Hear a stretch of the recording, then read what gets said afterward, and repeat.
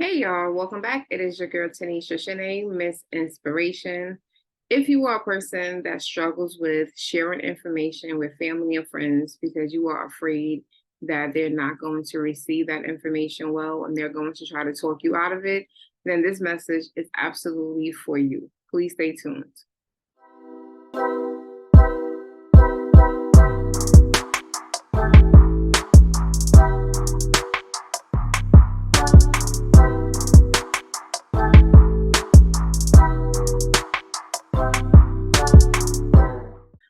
So, hey guys, I'm back. And last time I was talking about my journey of being accepted into Tulsa Remote. For those of you that are new, Tulsa Remote is a relocation program that targets remote workers to relocate to Tulsa, Oklahoma. You can look at the playlist that I have. I have all the different videos from the time that I applied to the interview process to me now actually being officially offered the opportunity to relocate to Tulsa, Oklahoma. Now, traditionally, when I am experiencing a big opportunity or if I am contemplating doing something out of the norm, I have the mindset of like, don't tell anyone, don't share. People are going to talk bad about it. They're going to try to talk you out of it. And I, kind of kept that mindset. What I have realized is that sometimes God needs to challenge you to see how do you respond when people do not respond the way you desire for them to respond. So what I mean by that is sometimes God knows that you want to fully trust him, that you want to do everything that he is setting you to do, but you also have a bad habit of sharing information to people that are very narrow-minded. They live in a box, they stay in a box, they don't go outside of their box, they don't live outside of their comfort zone, and they tend to have a habit of speaking to you as if that's where you are also supposed to stay. So when I started to share my journey, I was like, I'm going to share because last year when I went to Myrtle Beach for just a month, I didn't share that with many people. I didn't document that journey. And I feel like it was a missed opportunity to help other people who are, those that are on social media, on YouTube, that are looking for encouragement to break outside of their norms, to break outside of the comfort zones of what they have been born with and raised with. And so this time I was like, I'm gonna share because someone out there needs this information. Someone needs this encouragement, inspiration. You might not be coming to Tulsa, Oklahoma with me, but you might want to go somewhere else and you are afraid to do just that. So when I started to share, I kid y'all not, nothing but negativity. I had one person reach out to me. Not it wasn't just one person, it was several people. Everyone all of a sudden became Mike Woods. If you don't know who Mike Woods is one of our local weathermen in New York. And everyone started to reach out to me to tell me about the weather in Oklahoma. Now, did people forget that we had the movie Twister that was based out of Oklahoma? Like, I watched that movie several times. I'm fully aware that there are tornadoes in Oklahoma, the same way I'm fully aware that there are earthquakes in California and there are hurricanes in Florida, North Carolina, South Carolina, like anywhere that's on the coast. I'm aware of this. Okay. So just those comments was a level of fear that was trying to be deposited into my mind, into my spirit. And typically, what normally would happen was that I would start to overthink it. You see this t-shirt? Don't overthink yourself into remaining broke.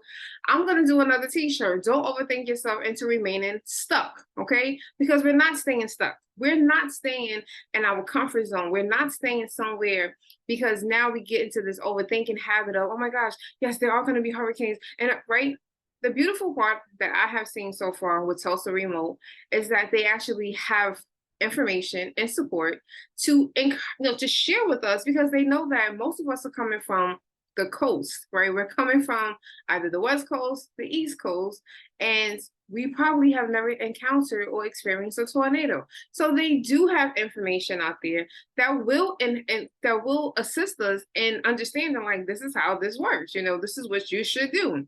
So that's something that I want people to realize. Like those people were just, I don't feel like it was intentional, but it is a way of depositing fear. When people don't understand is that some people do not know how to take in information, assess it, and put it where it needs to be. A lot of people take in this information and then they absorb it. They take it in. It's like this coffee, and they're swallowing and it's now going through their bloodstream and it's now in their system, and it becomes a part of them. And in some cases, in many cases, it hinders them. It gets them stuck. It gets them to stop. It starts making them thinking, maybe I shouldn't do this. Maybe this is the wrong move. This is not something I should do. So I'm very thankful that I started to share this, and I started to share with people so that I can hear the negativity. I can hear the negative comments. I can hear all the doubt. I can hear the people telling me why, all the reasons why I shouldn't do this. And you're going to regret it because it's not like New York. And you know, New York is always open. You got stores open at night. You got concerts. You got clubs open. Guys, the other thing that I want people to realize is when you assess who you are, you will start to realize, what do I need at this stage in my life? What I mean by that is when you, and I fully feel like at 38, almost 39 years old, I know who I am, right? I'm not a clubber. I'm not trying to be in no one's clubs. I am not going out 3 o'clock in the morning to the bodega, to the corner store. And believe it or not, ever since COVID, we don't even have that many corner stores open past like 1 o'clock in the morning, if people want to be honest. I'm not that kind of person anymore. So the things that people are sharing with me as the level of fear, it's like, yeah, I don't have that fear. I don't have those worries, but every place doesn't have public transportation. I'm gonna be very honest with you. In 2023 thus far, taking regular transportation, I have probably done it 3 times this year, and it is now in July of 2023. I take the express bus when I go into the city, if I can. But other than that, I'm not out here like jumping on a bus and jumping on a train. That's not me. I try to drive everywhere that I want to go. Typically, I like to go out to Queens and Long Island because it has parking. Like, that's just me. But I have evaluated who I was, and I am now at a space where I was like, well, you know what? I don't need to be in the convenience of New York City. The city for me energetically is too much. Not to say that for someone else who may not have done as much work as me, you may not understand what I am talking about. So we're literally having 2 conversations that are never going to make sense until you get to the space where you start realizing, hey, I don't like how I feel anymore in this space. This space is not serving me. This is really starting to bother my energy. I need to get out of this space. And that is what is going to happen for you if and when that ever happens. But for me, it happened many years ago.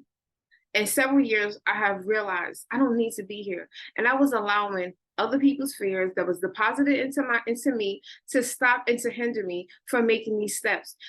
I was allowing something like, as far as like my place, being afraid to allow someone to come and rent my space for a time being, because I'm like, oh, they're gonna tear it up. They're not gonna pay the rent. I allowed so much fear to stop me. And I'm like, I can't do that anymore. I can't. It's not healthy at all. So when I say to you, sometimes you're gonna have to go through a journey and you're gonna have to share to challenge you.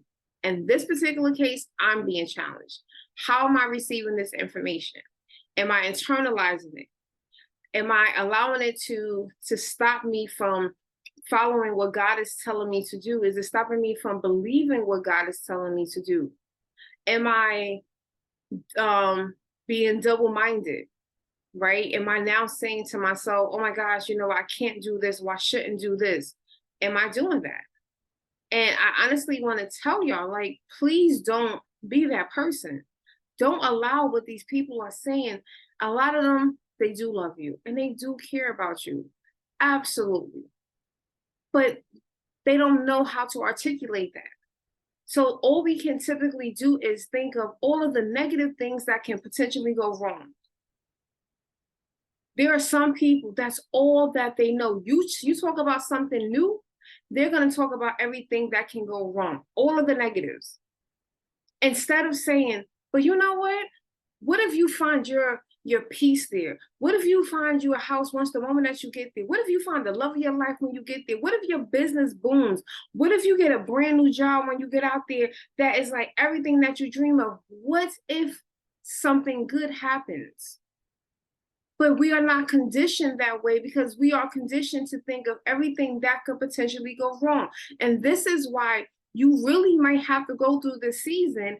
After you have shared this information, you might have to start to remove yourself from spaces and people who do not have the same level of values as you, who do not have a similar mindset. Because if all they can do is think about negativity, if all they can do is harp on everything that can go wrong, and you are trying to thrive in a positive mind space, no matter what's going on in the world, no matter what's going on in your situation, and you're just like, look, I know that I got this, God got me. It's time for you to separate from them. It's time for you to separate from those individuals. Because whatever is coming for you, it's going to come and it's going to be extraordinary. It's going to be amazing. But you have to get rid of those people. The negative Nancy's, you got to get rid of them. They're not meant for this next step. So I challenge myself. I've heard it all. I know about the tornadoes. Thank you for your concern. I understand that Tulsa has a history of racism, and guess what? So does America. But yeah, you are still here too. Yes, everything probably closes at 12 o'clock. Okay, I normally go to bed by 9, 10 o'clock Eastern Standard Time. I'm not being funny. I'm not trying to be a jerk. I'm okay with that. I want quiet. I don't even want to stay in downtown Tulsa. I was like, I don't want to stay downtown. I'll probably live like more in the outskirts, probably on Brookside, because I don't want to be in the midst of the happening. I don't want to be able, I could just walk to the happening. I'm good driving there. They said it takes about 10, 15 minutes to get everywhere in Tulsa. I'm looking forward to that. Please and thank you. They got Walmart. Awesome. They got Trader Joe's. All right, now they got Aldi's. Come on. I'm in heaven. Like, I don't need a lot to be excited. I need what I need. I need me a balcony. It would be nice that the place that I move to has a pool. If I do decide to rent out an apartment, I need someplace that I have ample storage. I need someplace that has a nice community that I can walk around. Maybe there's a park nearby. Like, those are the things that I'm looking for, because I am over the noise, the sirens, the everything. Like, I'm wanting something different. And that's where I am in my journey, in my walk right now in my life. I'm not 16 years old anymore. When I was 16, I wanted to be out there. I went to college at 16, and I'm out here like, we going to the clubs, and we went to, and after college, guys, I used to go partying after work events, Tuesday, Wednesday, Thursday, Friday, Saturday, and sometimes Sundays. Like, we did this. This was our norm. So I'm okay with being home at 5 o'clock. I'm okay going home at 7 o'clock when happy hour is ending. Like, happy hour ends at 7. I'm cool. Let's go. I'm going home. Please and thank you. So you have to just know who you are and do not allow people to deposit their negativity into your life. Absolutely not. So I am your girl, Tanisha Shanae, Miss Inspiration. I will continue to share this journey with you, but I had to share this message because I really felt like this is something many people are dealing with, and I don't want you to get stuck consuming their negativity. I don't want you to get stuck into this overthinking and you overthink yourself out of this next journey, whatever it is that you are about to do. So you might be challenged to share with those negative people to see how you respond, how you consume that information, and how you move with the next actions thereafter. That's it. Have a good one. Be well, be blessed. Share this message with somebody and like and subscribe if you are not already following me on YouTube or anywhere else that you are watching this video. I love you. Be well, be blessed.